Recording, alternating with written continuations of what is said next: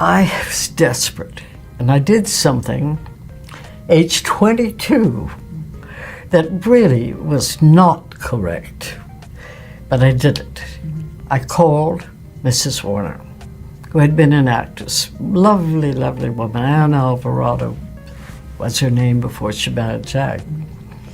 And I told her that I would very much like to see her, and would she be kind enough to have tea with me at the Brown Derby. When Olivia de Havilland walked into the courtroom in 1943, she knew she was about to do something that no Hollywood star had dared to attempt. The industry's golden girl was about to take on the most powerful studio in the world. Whispers followed her wherever she went. Her co-stars called her a traitor. Studio executives painted her as ungrateful. And for almost 2 years, she couldn't find work. The price of defying Warner Brothers? Losing almost everything. But what Hollywood didn't know was that Olivia wasn't one to back down. And what happened next would change the industry forever. Born on July 1st, 1916, in Tokyo, Japan, Olivia's beginnings were far from the glitz and glamour of Hollywood. Her British parents, Lillian and Walter,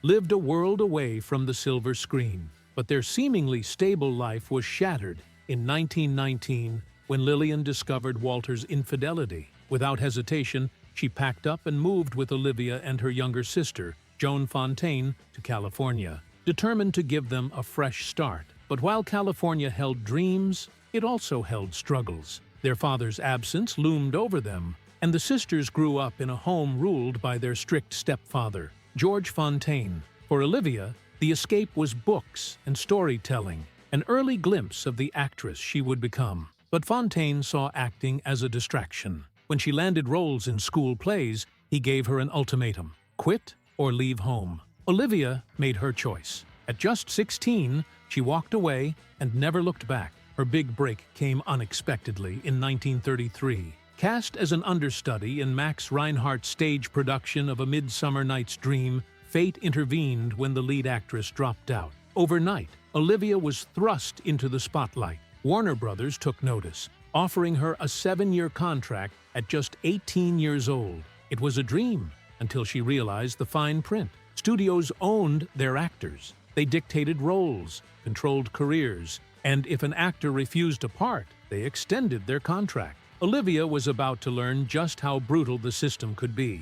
Hollywood saw her as the elegant leading lady, forever paired with Errol Flynn in swashbuckling adventures like Captain Blood and The Adventures of Robin Hood. Audiences adored them together, and Flynn himself confessed his love for Olivia at a lavish Hollywood ball. But there was a problem. He was married. Olivia kept her distance, even as the rumors swirled. Their chemistry was undeniable, but behind the scenes, things weren't as perfect. Flynn's wild partying and reckless behavior strained their relationship. By the time they filmed They Died with Their Boots On, Olivia had nearly refused to work with him. Their final scene together carried an unspoken weight, one last goodbye, both on and off the screen. Despite the fame, Olivia was frustrated. Warner Brothers refused to give her complex roles. She longed for characters with depth, not just another beautiful woman standing beside a man. Then came Gone with the Wind. Warner Brothers reluctantly loaned her to producer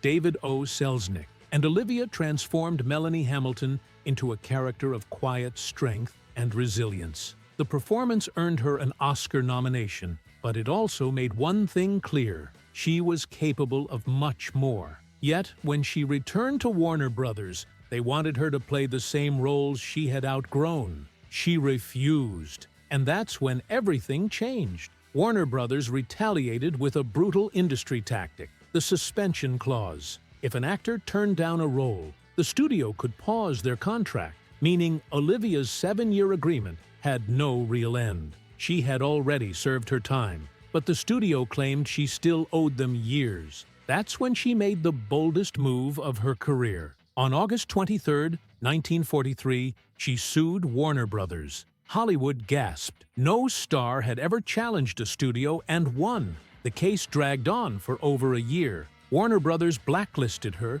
sent warnings to other studios, and tried to destroy her career. But Olivia held her ground, and on December 8, 1944, the courts ruled in her favor. The world of Hollywood has always been filled with glitz, glamour, and secrets lurking beneath the surface. But some stories remain hidden for decades, only to emerge when the past can no longer be ignored. Olivia de Havilland, a legendary figure of the Golden Age, was no stranger to drama, both on and off the screen. She shared a deep, complex bond with actor Stewart, and their passion for art and literature was undeniable. But their relationship was far from stable, and when she turned down his proposal, it wasn't just a personal decision. It shaped the trajectory of her life. In 1946, an offer came that could have cemented her status as one of Hollywood's most beloved actresses. The role of Mary Bailey in It's a Wonderful Life. But working with Stewart so soon after their breakup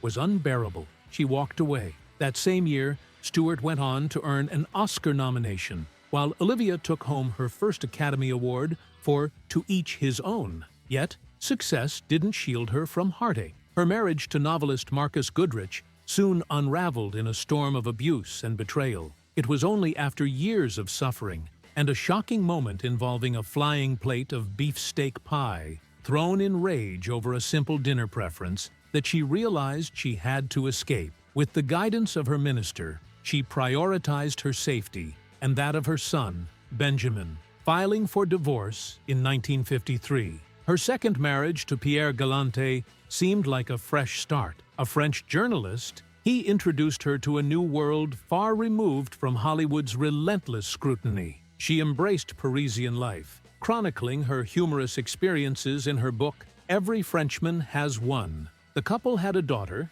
Giselle, and despite their eventual separation in 1962, their bond remained unbroken. They stayed legally married for 17 years, and when Galante fell ill, Olivia, ever the devoted soul, cared for him until his death in 1998. At 39, Olivia made a bold move that shocked Hollywood. She left it all behind. No longer interested in the endless cycle of films dictated by studios, she chose roles that resonated with her artistic vision. In 1964, she stepped into the psychological thriller Hush, Hush, Sweet Charlotte, a film fraught with off-screen tension. Joan Crawford had been cast alongside Bette Davis, but behind-the-scenes feuds led to her abrupt departure. Olivia replaced her and delivered a chilling performance that redefined her career. This was not the romantic heroine audiences once knew. This was a woman stepping into complex, dark roles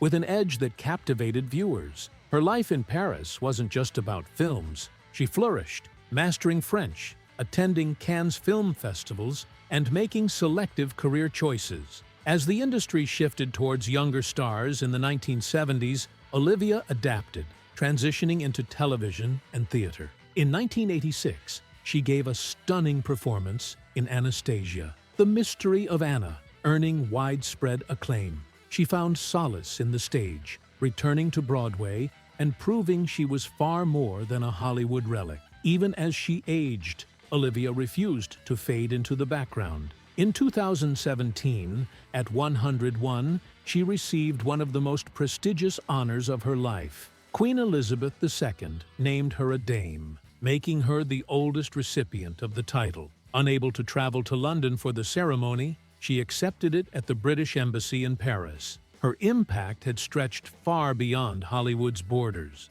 In 2008, President George W. Bush awarded her the National Medal of Arts, and in 2010, French President Nicolas Sarkozy honored her with the Legion of Honor. These awards recognized not just her contributions to cinema, but her indelible mark on culture itself. Yet, not all battles were won. In 2017, Olivia waged a legal war against FX networks over their portrayal of her in Feud, Bette and Joan. Played by Catherine Zeta-Jones, Olivia was depicted as a gossip, a woman who made crude remarks about her sister Joan Fontaine. But Olivia insisted the characterization was false. The lawsuit made headlines, with her legal team arguing that the network had misused her likeness without permission. The case reached the California Court of Appeal, setting a precedent in entertainment law. In 2018, the court ruled against her, siding with FX under the First Amendment. The Supreme Court refused to hear the case,